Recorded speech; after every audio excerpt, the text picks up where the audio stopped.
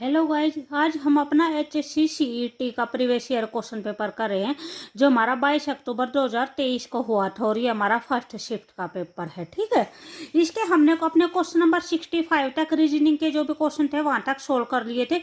उसके बाद जो नेक्स्ट का सेक्शन है वो हमारा हिंदी का सेक्शन है। ठीक है, तो हम अपने क्वेश्चन नंबर जो भी 66 है वहाँ से स्टार्ट करेंगे। क्वेश्चन नंबर 66 में क्या रखा है, कुश प्लस में आसन के योग से बनने वाला सर्वाधिक उपयुक्त शब्द है वो कौन सा है जो कुश प्लस में आसन से बनता है। कुश आसन दे रखे है, सेकेंड ऑप्शन में दे रखा है कुशा आसन दे रखे है, सी में कुशासन दे रखा है और जो फोर्थ है वो कुशासन दे रखा है। ठीक है, तो यहाँ पे हमारा आंसर कौन सा हो जाएगा, ऑप्शन नंबर फोर्थ हो जाएगा, कु प्लस में शासन हो जाएगा। ठीक है, कुश प्लस का आसन का क्या हो जाएगा, कु प्लस में शासन हो जाएगा।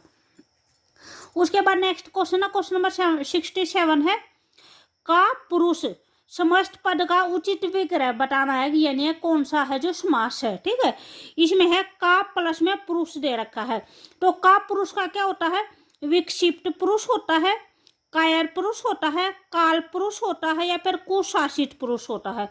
तो जो का पुरुष का जो अर्थ होता है वो क्या होता है, कायर पुरुष होता है। ठीक है, कायर है जो पुरुष उसको बोलते हैं का पुरुष। तो यहाँ पे कौन सा समास हो जाएगा, हमारे यहाँ पे कर्मधारय समास हो जाएगा। ठीक है, उसके बाद नेक्स्ट क्वेश्चन है, क्वेश्चन नंबर 68 है, दिए गए किस वाक्य में विराम चिन्हों का उपयुक्त प्रयोग नहीं हुआ है। ठीक है, जहाँ पे विराम चिन्हों का जो प्रयोग किया गया है वो गलत प्रयोग किया गया है, वो बताना में कौन से भी जो भी आपको सेंटेंस दे रखे उसमें कौन से में गलत है। ठीक है, जो फर्स्ट दे रखा है, फर्स्ट में दे रखा है वह मिन्नतें करता रहा, वे उसे नजरअंदाज करते रहे। ठीक है, तो यहाँ पे जो है हमारा यहाँ पे ये दे रखा है तो ये हमारा गलत आएगा। यहाँ पे क्या आएगा, हमारा अल्प विराम आएगा। यहाँ पे इन्होंने अर्ध विराम दे रखा है।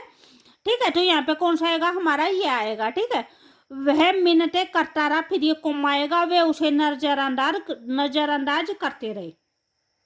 सेकंड ऑप्शन दे रखा है, उसने कहा मैं आज रात नहीं आऊंगा।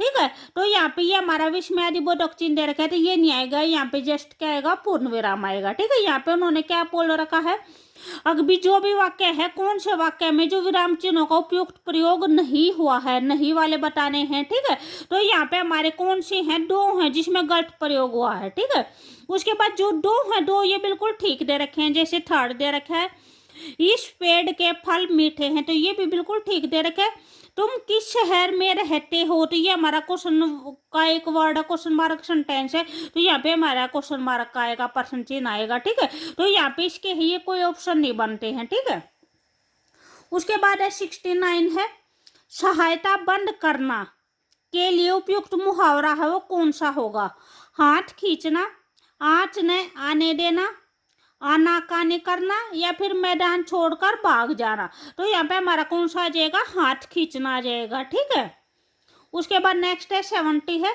दिनकर शब्द का सर्वाधिक उपयुक्त पर्यायवाची बताना है कि जो दिनकर हो किसका पर्यायवाची होता है। तो दिनकर हमारा किसका पर्यायवाची होता है, सूर्य का होता है। ठीक है, अंबर है, अंबर किसका होता है, आकाश का होता है।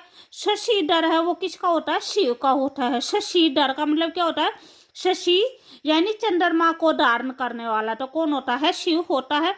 नारायण है किसका पर्यायवाची है, विष्णु का है। ठीक है, उसके बाद हमारा नेक्स्ट क्वेश्चन है 71 है, मैं का तत्सम शब्द बताना है। अभी मैं का है जो तत्सम शब्द रूप क्या होगा, मई होगा, मध्य होगा, मम होगा या फिर मैं होगा। तो यहाँ पे जो मैं है, मैं ये एक कारक चिन्ह दे रखे और कारक चिन्ह का है कोई भी तत्सम रूप नहीं होता है। ठीक है, या इसका मैं भी ये हो सकता है, ये कोई कन्फर्म नहीं है कि भी ये होगा। अभी कुछ जगह पे मैं का मध्य दे रखा है। ठीक है, तो इसको आप कन्फर्म कर लेना। उसके बाद है 72 है, 72 में क्या है, वर्तनी की दृष्टि से कौन सा शब्द है जो शुद्ध नहीं है, कौन सा जो गलत लिखा हुआ है। ठीक है, शुद्धर है, दुर्गंध है, शतुति है, सरष्टि है। तो यहाँ पे जो भी हमारा अशुद्ध शब्द है जो शुद्ध नहीं है वो कौन सा हो जाएगा, शतुति हो जाएगा। स्तुति को ऐसे कैसे लिखते हैं, ऐसे लिखते हैं। ठीक है, जो ये हमारे बड़ी की मात्रा ये क्या हो जाएगी, छोटी की मात्रा आएगी यहाँ पे। उसके बाद नेक्स्ट है 73 है, निम्नोक्त में से कौन सा है जो अनुप्रास अलंकार का भेद नहीं है। ठीक है, जो भी नीचे दे रखे इनमें बताना कौन सा है जो अनुप्रास अलंकार का भेद नहीं है। तो जो अनुप्रास अलंकार होते हैं उसके 5 भेद होते हैं। जैसे फर्स्ट है छेकानुप्रास हो जाएगा, सेकंड है अंत्यानुप्रास हो जाएगा, थर्ड है श्रुत्यानुप्रास हो जाएगा, फोर्थ है लटानुप्रास हो जाएगा और फिफ्थ है वो वर्त्यानुप्रास हो जाएगा। ठीक है, तो इसका जो सा भेद नहीं है वो कौन सा हो जाएगा, हमारा ऑप्शन नंबर फर्स्ट हो जाएगा, जो अनुप्रास अलंकार का भेद नहीं होता है। उसके बाद नेक्स्ट क्वेश्चन है, क्वेश्चन नंबर 74 है। यहाँ पे दे रखा है प्रागैतिहासिक शब्द के लिए सर्वाधिक उपयुक्त वाक्यांश कौन सा है। तो जब ये प्रागैतिहासिक होता है इसको कैसे लिखते हैं, प्राग प्लस में ऐतिहासिक लिखते हैं। ठीक है, प्राग का मतलब क्या होता है, पूर्व होता है, और ऐतिहासिक का क्या होता है, इतिहास से संबंधित। ठीक है, यहाँ पे जो आपको ऑप्शन दे रखे वो जैसे दे रखे प्राचीन इतिहास से संबंधित, ज्ञात इतिहास के पूर्व से संबंधित, आधुनिक इतिहास से संबंधित या फिर मध्यकालीन इतिहास से संबंधित। यहाँ पे हमारा कौन सा हो जाएगा, ऑप्शन नंबर सेकंड हो जाएगा, ज्ञात इतिहास के पूर्व से संबंधित। ठीक है, जो इतिहास हम जानते हैं उससे भी पहले वाला। उसके बाद है 75 है, इत प्रत्यय बताना कि कौन से शब्द में है जो इत प्रत्यय है। यहाँ पे जो शब्द दे रखे वो तात्कालिक दे रखा है, तो तात्कालिक का जो हम संधि विच्छेद करते हैं कैसे करते हैं, तत्काल प्लस में इक हो जाएगा। ठीक है, पांडित्य है, यहाँ पे पांडित्य में जो मूल शब्द होगा वो क्या हो जाएगा, पंडित हो जाएगा, प्लस में यह हो जाएगा।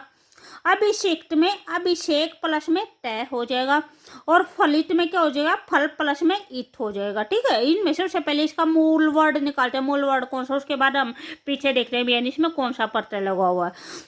तो यहाँ पे इत प्रत्यय पूछा था, तो जो इत प्रत्यय वो कहाँ पे है, ऑप्शन नंबर 4 में है, फलित के अंदर है। तो अगर आपको वीडियो अच्छी लगी तो प्लीज लाइक शेयर और सब्सक्राइब जरूर करें। ठीक है, उसके बाद हमारा नेक्स्ट क्वेश्चन है, क्वेश्चन नंबर 76 है। वर्ष 1950 के दशक में चलाए गए नागरिक अधिकार आंदोलन ने जातीय भेदभाव को समाप्त कर दिया। यह आंदोलन है कहाँ से शुरू हुआ था, सबसे पहले यह आंदोलन कहाँ से शुरू हुआ था, यूके से, फ्रांस से, जर्मनी से, या फिर यूएसए से, यूनाइटेड स्टेट अमेरिका से। तो ये आंदोलन कहाँ से शुरू हुआ था, यूनाइटेड स्टेट अमेरिका से शुरू हुआ था, यूएसए से शुरू हुआ था। ठीक है, उसके बाद नेक्स्ट है 77 है, किस देश ने वर्ष 2023 में भारत से G20 की अध्यक्षता प्राप्त की है।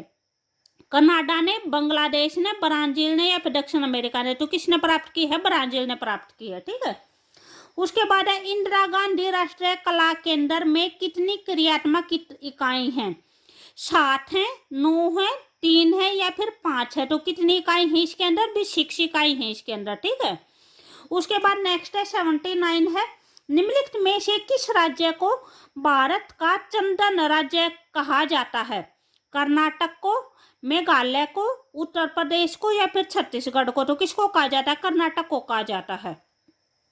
उसके बाद क्वेश्चन नंबर 80 है, यहाँ पे हमें ये मैच करने हैं, यहाँ पे हमारे ये आंदोलन दे रखे, यहाँ पे इनकी डेट दे रखी है। ठीक है, तो जो फर्स्ट है वो है रोल्ट सत्याग्रह आंदोलन। ये कहाँ कब हुआ था, ये हमारा 1919 में शुरू हुआ था। सविनय अवज्ञा आंदोलन है वो कब हुआ था, 1930 में हुआ था। मिल मजदूरों की हड़ताल है वो कब हुई थी, 1918 में हुई थी। ठीक है, ऐसे योग आंदोलन वो कब हुआ था, 1922 में हुआ था हमारा। ठीक है, तो ये सभी मैच करने के बाद जो भी हमारा आंसर होगा वो कौन सा हो जाएगा, ऑप्शन नंबर सेकंड हो जाएगा। उसके बाद नेक्स्ट क्वेश्चन है 81 है, भारत में किस राज्य में मध्याह्न भोजन योजना शुरू की गई थी। जो मध्याह्न भोजन योजना सबसे पहले किस राज्य ने शुरू की थी, वो तमिलनाडु ने शुरू की थी।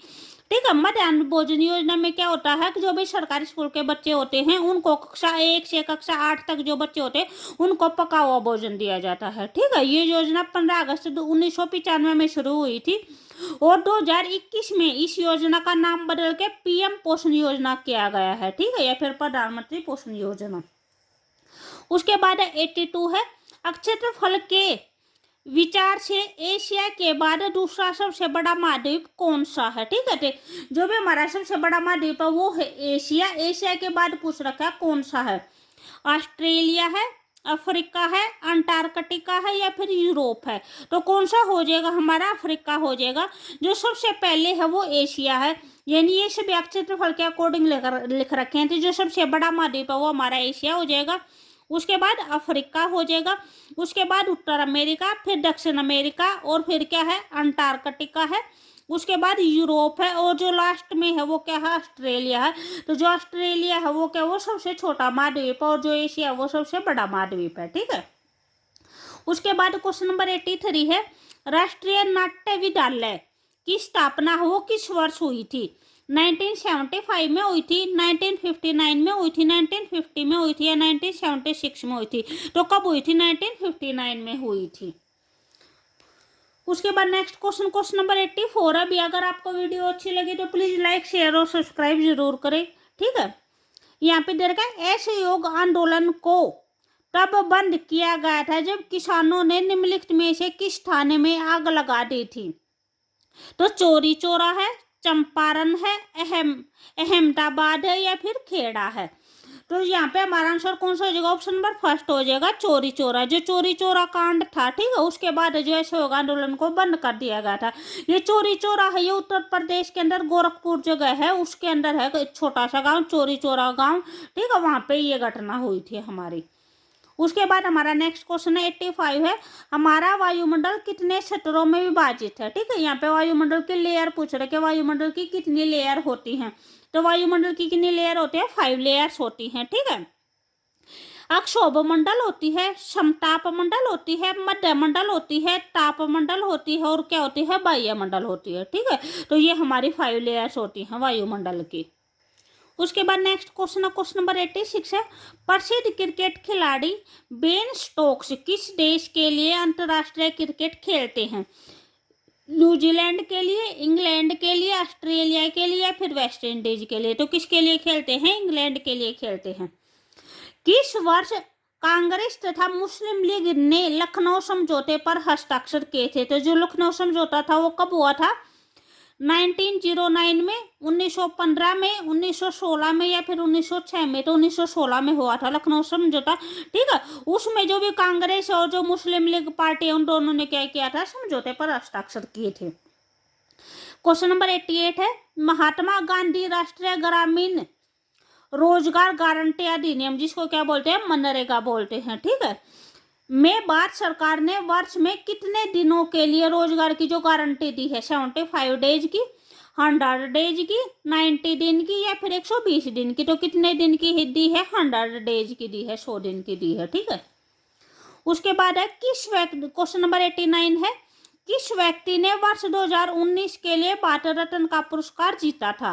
तो यहाँ पे जो भी ऑप्शन दे रखे हैं, इस ऑप्शन में जो प्रणब मुखर्जी है और डॉक्टर भूपेन हजारिका है, इन दोनों ने है जो 2019 में जो भी भारत रत्न पुरस्कार जीता था। ठीक है, तो यहाँ पे आप अपना आंसर देख लेना भी कौन सा लगाओगे। उसके बाद क्वेश्चन नंबर 90 है, कौन सा पक्षी है जो अपना घोंसला नहीं बनाता है? भारतीय रोबिन है, कोयल है, दर्जिन चिड़िया है, या फिर बया चिड़िया है? तो यहाँ पे हमारा आंसर ऑप्शन नंबर सेकंड हो जाएगा, कोयल है। वो कोयल अपना घोंसला नहीं बनाते, वो अपने जो अंडे है वो दूसरे पक्षियों के घोंसले में देती है। ठीक है, तो उसके बाद हमारा जस्ट यहाँ पे इंग्लिश का सेक्शन बचा है। इंग्लिश का सेक्शन हम इसे नेक्स्ट वाली वीडियो में कर लेंगे, ये हमारा क्वेश्चन पेपर कंप्लीट हो जाएगा। ठीक है, ओके बाय।